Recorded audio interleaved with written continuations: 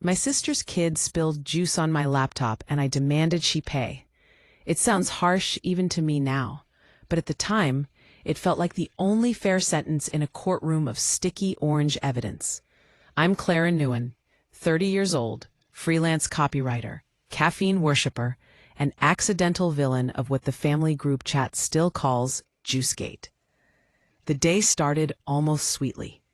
My older sister Lily had dropped by for a quiet Sunday visit. With her 6-year-old tornado named Eli, she promised they'd stay only an hour just to catch up. I didn't protest. I love my nephew, though his energy usually behaves like caffeine in toddler form. I'd been working on a client proposal, tight deadline, half-finished draft open on my precious laptop on the dining table. I remember calculating that an hour wouldn't hurt. I even brewed extra coffee, feeling magnanimous and adult. When they arrived, Eli burst in wearing superhero pajamas and wielding a juice box as weapon. "Aunt Kwawa, pew pew!" he shouted, extending it toward me. I laughed and handed him a toy car. He lost interest in me overnight. The car was instantly more fascinating. Lily and I caught up about work, her new apartment, the usual sibling banter. It was almost cinematic normalcy until the soundtrack changed to glug, splash, gasp. I looked up just in time to watch a steady orange tsunami pour from Eli's tipped juice box straight into the keyboard valley of my MacBook. He'd climbed onto the chair beside it while pretending his toy cars were racing across the shiny silver racetrack. Lily gasped. Eli froze, eyes wide, cheeks round with the seriousness of catastrophe. I might have actually squeaked, the kind of strangled noise that happens when your brain short-circuits between horror and disbelief. "Paper towels!" Lily yelled, grabbing napkins from the counter. We both lunged at the laptop. I hit the power key instinctively, which probably sealed its digital coffin. Juice leaked from USB ports. The air smelled like citrus murder. For a second, the three of us stood in tableau, me holding my sticky dying computer, Lily with a wad of napkins, Eli whimpering, I'm sorry. What I should have done, reassure the kid, breathe, remember that objects are replaceable. What I did, calculate the replacement cost while adrenaline performed cartwheels in my chest. Lily, I said, voice trembling somewhere between calm and ballistic, that laptop cost $1,200. She blinked at me, guilt already rising. Clara, it was an accident. I pressed, but it was your kid's accident. The words felt acid even as I spoke them. She tried logic first. You shouldn't leave electronics where he can reach, she said, dabbing futilely at the keys. I snapped, and you shouldn't let him treat my table like a playground. Conversation went downhill from there, fast. Eli's apology dissolved into crying. Lily scooped him up and declared, we'll talk later, before storming out with juice stickers on her sleeves. When the door closed, the silence was enormous. My laptop emitted a single mournful beep, then blacked out completely. I stood there, the adult equivalent of a tantruming child, half ready to cry myself. Instead, I grabbed a towel, mopped the battlefield, and whispered every curse I knew at the nearest cosmic authority. My first mistake, besides yelling, was Googling juice on laptop fix. The internet offered faint hope. Turn upside down, unplug, pray. I did all three, even adding incense and despair for good measure. No miracle. That little device held not only my deadlines, but the next month's rent if I missed them. By evening, rationality had traded shifts with resentment. I texted Lily a photo of the soaked MacBook and typed, I need you to cover the repair. Apple quoted around $600. 5 minutes later, 3 dots blinked, disappeared, blinked again. Finally, she replied, Clara, I can't. It was an accident. He's 6. Please don't make me pay for something like this. I stared at the message, disbelief curdling into anger. If he'd broken your phone, wouldn't you expect me to fix it? I shot back. No answer. Then, you're his aunt. Accidents are part of being family. That line pushed every button I owned. Family, apparently, was a magic word that absolved people of consequences. I switched off my phone before the conversation could metastasize. That night, I lay awake, listening to city traffic, and imagining my fried laptop sighing in binary heaven. Part of me felt guilty. Eli's tearful "I'm sorry" rewound in my mind, but the financial anxiety roared louder. Freelancers live on fragile margins. $600 was half my monthly income. By morning, indignation had fermented into determination. I opened my savings spreadsheet and stared at negative numbers until frustration demanded action. At noon, I called Lily. She answered warily. I said, "Look, I know he didn't mean it, but I can't afford this loss. I need you to at least split it." Silence hummed on the other end, punctuated by distant cartoon sounds. "I don't have that kind of money right now," she said. "But Clara, you're making this a moral issue when it's just bad luck." Something cracked in me then. Maybe it was the exhaustion of holding maternity freebies against adulthood realities. "It's only bad luck for the person who doesn't pay for it," I said. The words came out colder than I intended. She hung up shortly after. 2 weeks of radio silence followed, punctuated only by Mom's diplomatic text. "He's a child, let it go." The family grapevine had clearly mobilized. Each message I ignored felt like choosing solitude over surrender. I convinced myself principle mattered more than popularity. I was wrong, but not yet wise enough to know it. The repair shop confirmed the worst: total replacement. They offered to recover data for an additional fee that could fund a vacation I'd never take. When I picked up the lifeless shell of my computer, the technician handed it to me with funeral solemnity. That evening, I sat staring at the broken machine like Hamlet with his skull, wondering how an orange juice apocalypse escalated into sibling warfare. I could almost hear Mom sighing from miles away. "Girls, you're too old for this drama." And maybe we were. But pride at 30 feels suspiciously like adolescence in grown-up clothes. The story didn't end there. Of course, it thickened, steeped in guilt, awkward family dinners, and a revelation that forced me to decide what mattered more: money I desperately needed, or a sister I might lose over it. But that is where the next part begins. 2 weeks after the juice disaster, my world still smelled faintly of citrus and resentment. The void of family silence echoed in every notification that wasn't from Lily. Work limped forward on a borrowed laptop from my friend Jonah, a clunky relic that sounded like it sighed before opening files. Every time it froze, I muttered, "Eli, you adorable menace," and immediately felt both guilty and justified. Mom, being the unofficial Secretary General of Family Crises, invited me for Sunday dinner. The ambush was obvious: roast chicken, polished silverware, extra gravy, classic Peace Summit presentation. "Lily's coming," Mom announced over mashed potatoes, tone too casual to be anything but strategic. I had 30 seconds to practice diplomacy before the doorbell confirmed my opponent's arrival. Lily walked in with Eli holding a bouquet of purple daisies almost taller than he was. "These are for you," he said shyly. Juicegate's tiny culprit looked contrite enough to melt permafrost. I accepted them, saying, "They're beautiful," my voice softer than I expected. He grinned, missing front tooth glinting, a reminder that new things grow exactly where old ones fall out. Dinner began cautiously civil. Mom controlled conversation like an orchestra conductor, talent honed from decades of sibling squabbles. "Clara," she said sweetly, "how's work?" "Fine," I replied, stabbing peas. "Deadlines survived," I added, pointedly not mentioning the financial crater. Lily cut her chicken into mathematical precision. "Eli started art camp," she offered. "He loves it." Silence hovered until Mom excused herself for a dramatic 5-minute bread check, leaving us alone. Lily sighed first. "Okay, we have to talk. Mom's literally stress baking right now because of us." I folded my napkin to avoid eye contact. "I didn't want war, Lily. I just wanted fairness." She frowned. "Fairness? He's a child, Clara. I can't make him pay you back his allowance until he's eligible for a mortgage." I didn't laugh, for once. "I meant you, not him. You're his parent." She looked tired, rather than angry. I'm also a single parent trying to make rent.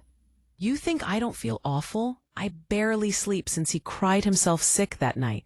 But covering your laptop would mean skipping groceries. Her honesty hit harder than any argument. You could have told me, I said quietly. You didn't give me room to, she replied just as quietly. For a long minute, neither of us spoke. Eli's voice floated from the living room, narrating a TV cartoon. Oh no, the hero fell down, but he gets up again. Lily rolled her eyes affectionately, then almost smiled. See? Symbolism from 6-year-olds. I chuckled despite myself. Tension cracked like thin ice. That night after dinner, I stayed behind to help Mom with dishes. She said, "You both inherited your father's perfection problem. You'd rather be right than relieved." She rinsed a plate and added, "Old wisdom from your grandmother. When money fights family, family should win." But sometimes the trick is making family understand that help doesn't always mean handing over cash. I didn't answer, but the words settled somewhere deep. Over the next few days, tiny gestures replaced words. Lily re-added me to the family chat. I sent emojis instead of apologies. She responded with cat stickers, our shared language of forgiveness. One morning, I found an envelope slipped under my apartment door. $50 and a note scribbled in her hurried handwriting. "It's all I can do right now. I'll keep chipping in. Sorry, L." I stared at it, conflicted. Gratitude tangled with shame. I hadn't expected or wanted her to skip groceries. I called her. "Lily, I got your note. Please stop." She protested.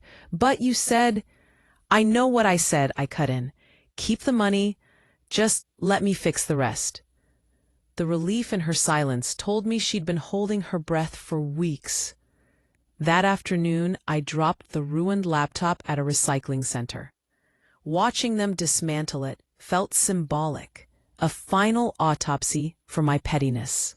I used my next freelance payment plus a small loan from Jonah to buy a refurbished model. Cheaper, reliable, juice-resistant. When it booted smoothly, I physically exhaled for the first time in a month. The real turning point arrived unplanned. Lily invited me to Eli's art camp showcase, a chaotic wonderland of finger-painted masterpieces. While parents clapped, Eli led me to his display. A heroic stick figure holding something that looked vaguely like a rectangle. "That's you, Aunt Kwawa," he announced proudly. "You're fixing your magic box." My throat tightened. "And who's this?" I asked, pointing at a smaller stick figure spilling orange scribbles. He beamed. "That's me. You said I can help next time." I realized then that every bit of energy I'd wasted demanding repayment could have been invested in this, his growing understanding of responsibility, our family's fragile web of care. Later, outside the school, Lily hugged me for the first time since the incident. "He made you the main character," she said, smiling through tears. "I think that's his version of paying you back." Driving home, I turned the radio off and let the silence fill with all the lessons money could never buy. Humility, patience, the way apologies from small voices can disarm adult pride. But the full piece, the absolute closing of the Juicegate file, didn't arrive until months later, during another family dinner, when something far smaller but oddly poetic happened, and that's where the next part begins. A few months later, by the time summer thickened the air and every evening smelled of grilled corn, Juicegate had been demoted from scandal to myth. Family dinners had returned to their usual rhythm. Nosy questions, overlapping jokes, and Mom's insistence that I eat more real food than caffeine. Lily and I co-chaired sarcasm again, instead of opposite sides of a battlefield. It should have been closure, but life always saves one last reminder to test the repair. That came on an otherwise perfect Saturday barbecue at Mom's house. Everyone was there. Cousins, neighbors, random people Mom considers relatives through emotional adoption. Lily showed up carrying a cooler, Eli bouncing beside her clutching what looked suspiciously like a grape juice box. "Don't worry," she said preemptively, spotting my raised eyebrows. It's for outside, far away from electronics. I laughed, maybe a bit too loudly. We've all grown. We grilled, we teased, we existed without incident, until the universe, whose sense of humor rivals a sitcom writer, decided to cue irony. I'd brought my new laptop to show Mom the mock-ups for her volunteer group's website. The safest spot seemed the patio table, away from the food. Within minutes, Eli, now confident from art camp fame, charged over. "I want to show Aunt Kwawa my dance," he announced, spinning in speedy circles that tested physics. Before I could relocate the laptop, his tiny sneaker caught a bottle of raspberry soda balanced on the table's edge. It toppled in cinematic slow motion, splashing vivid pink arcs straight at nothing.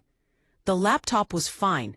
I'd learned my lesson months ago and kept it closed inside a waterproof sleeve. The soda drenched the patio cushion instead, staining it like abstract art. Eli froze, déjà vu etched on his little face. And then, to everyone's surprise, I burst out laughing. "Modern art," I declared, grabbing paper towels. Mom eyed me warily as if checking for fever. Lily reached for more napkins, sighing. Well, at least history doesn't repeat word for word. Later, as we sat on the porch watching the sky melt into orange and lilac, Lily handed me a fresh lemonade, non-threatening, sealed bottle. "I still think about that day," she admitted. "The way we both snapped." I nodded. "Me too. I turned a kid's mistake into an invoice because I was scared." "Scared of what?" she asked, genuinely curious. I sipped the lemonade before answering. "Of not being okay on my own. The laptop was my safety net. Losing it felt like losing control." She smiled, half sad, half knowing. "We're all control freaks in this family. Even Eli, apparently. He directs cats now." We fell into easy silence, interrupted only by crickets. After a while she nudged me. "You know, he's been saving coins in a jar labeled Aunt Clowa Fund." I laughed so hard I almost spilled my drink. "Tell him to rename it College Fund before you trip on it." She grinned. "Too late. He says he wants to buy you a juice-proof laptop one day." When the evening wrapped up, I helped stack dishes while Mom beamed at our teamwork like it was the eighth wonder. Before leaving, I slipped into the living room where Eli was sprawled on the carpet surrounded by toy cars. "Hey," I said, kneeling. He looked up cautious. "I promise I'm graduating from Stow Patrol." I laughed. "You already did, but how about a trade? You keep making art, I'll handle tech." He nodded solemnly. "Deal." He hugged me, carefully, still remembering that first mess. Driving home through the soft summer dark, I realized something embarrassingly simple. Forgiveness doesn't erase damage. It repurposes it. The broken MacBook, the cracked pride, all of it had become part of our family's shared folklore. Proof that love can survive small disasters if you let humor and perspective lead the cleanup crew. That old laptop, wiped clean and recycled months ago, taught me more about relationships than any self-help essay I've ever written professionally. Machines short-circuit when liquids invade their circuits. Humans short-circuit when egos do. The fix is similar for both. Unplug, let things dry, then rebuild gently, one key at a time. Now, every time Eli visits, I set my laptop high on a shelf, not because I fear another accident, but because I prefer looking down and seeing him coloring on the floor. Juice box beside him. Confident the adults around him know how to separate mistakes from malice. And whenever my cursor blinks on a new screen, I smile at the absurd chain reaction one spill created. An argument, an apology, a stronger sisterhood, and the permanent family joke about that time Clara declared war on orange juice. In the end, the price I demanded was never the one that mattered. The true cost and reward was learning that forgiveness, like data recovery, takes patience, sometimes a few replacement parts, and a willingness to laugh at the sticky mess while it's still dripping.